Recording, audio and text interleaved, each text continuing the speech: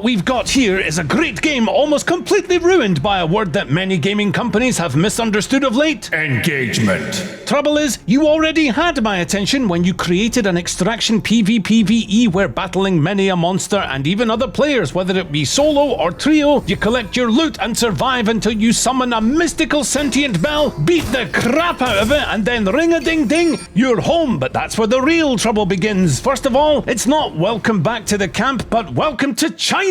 Did you see it? Well, here it is again in slow motion.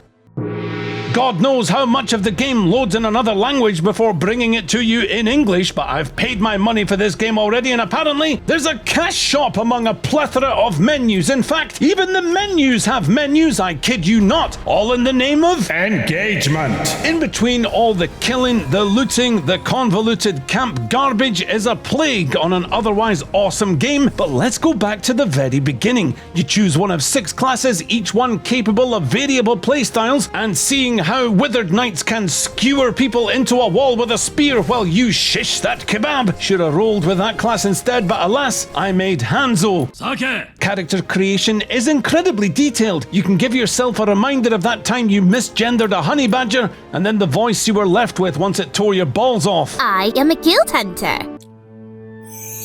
The tutorial gently holds your hand and explains the game while you figure out combat and looting and once you get to camp for the first time, a bunch of whinging NPCs will give you quest after quest after quest to get the place up and running.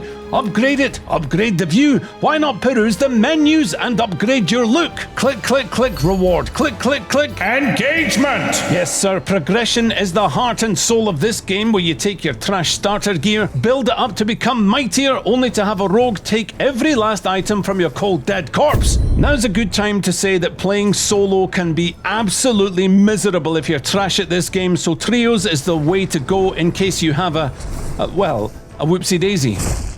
To prepare yourself for the perils of PvP, there is combat training where the training bots have absolutely no chill and you learn about distance control. But these aren't the only bots in the game, because bot lobbies are a thing, and yes, you will see them most often after just getting rinsed by a real player. You can recognize these when you see 3 so-called players holding hands practically conjoined, and they won't care if you fire arrows into their backs while they're singing Kumbaya. Okay, but what about the real players? Well, when you disengage from the brain rot of chat trying to spam nothing but FOV 120 and the sheep type along in the hope that they can convince Unreal Engine 5 to somehow comply, the random players I've been running across seem to be equipped with a brain, but prepare for them to break the sound barrier with how fast they reach inside corpses to pull out that loot. Class combat during early game PvP is mostly quite balanced, which means that choosing your skills when in camp has to be done with consideration for both PvE and PvP, and there is plenty to choose from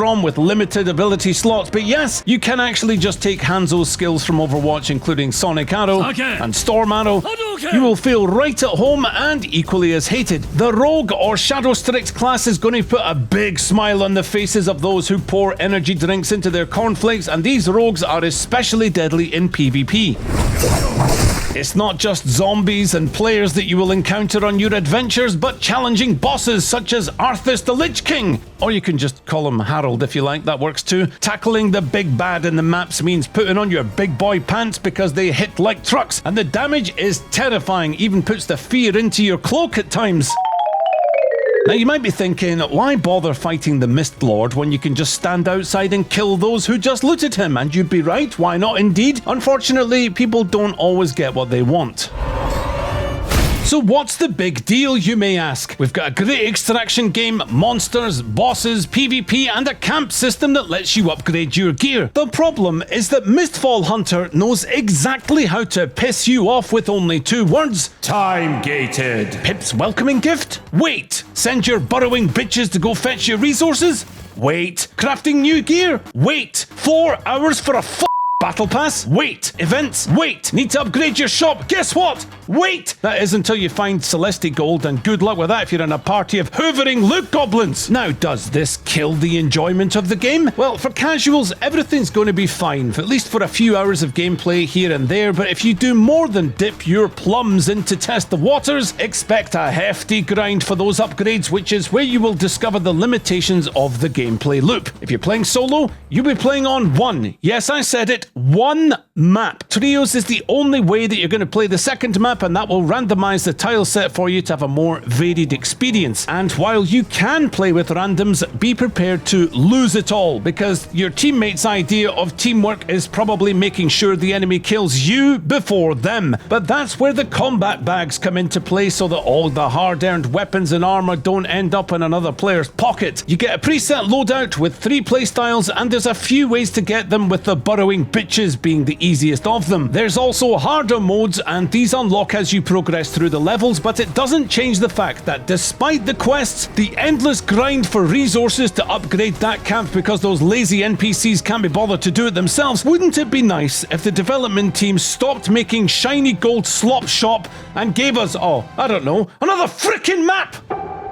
If you hover around on the first map and take your time, whether it's due to unfortunate deaths, being a coward, or you're just a goddamn noob, you may experience the same spawn points 2 games in a row, and that does grate the sack somewhat. But a good old dose of PvP where you find yourself being the decider of whether your team lives or dies, that really cranks it back up. Of course, your teammates, they don't need to know that the reason they were on their knees in the first place is because I missed almost every single shot! But hey, do you have terrible headphones while gaming? Mine are supermarket quality, and the audio positioning for figuring out where other players are is pretty good, because footsteps are important when deciding if you're going to take on some mobs or really get into a scrap with another squad. So enemy movement sounds are dialed up in terms of volume, and I really appreciate it, especially when there's a Chinese woman screaming in my house 24/7. 你講咩啊？你想死啊？蘇格蘭癲佬！ Huh? I'm saying? There's easily 20 to 30 hours of gameplay here before you'll be begging for new content, but do not walk into this game expecting to avoid other players and just try to work quickly towards your chosen encounters, because it won't work the way you think. Some of the lesser bosses even have barriers that last a certain amount of time before the party can be proverbially crashed. And I have not met one enemy team that were friendly, mainly because I usually fire first and taunt later. By the time you reach the mid-game, you will begin to discover the depths of other player classes and their builds, whether it's taking 3 fireballs in the back and burning to death, or catching a mobile cheese machine, me, it's harder than it looks. But you know what? Even after identifying the problems in this game, would I recommend Mistfall Hunter to you? Of course I would! Look at the price of this game compared to something like Halo Campaign Evolved Remake garbage, and oh boy did I upset the fanboys with my advance access review for daring to give it a 6 out of 10. Wasn't even that bad! Anyway, let me leave you with this glorious moment where a sorcerer called Lotus made me glad I've had him on my team before. Can you imagine coming up the elevator only to have this happen?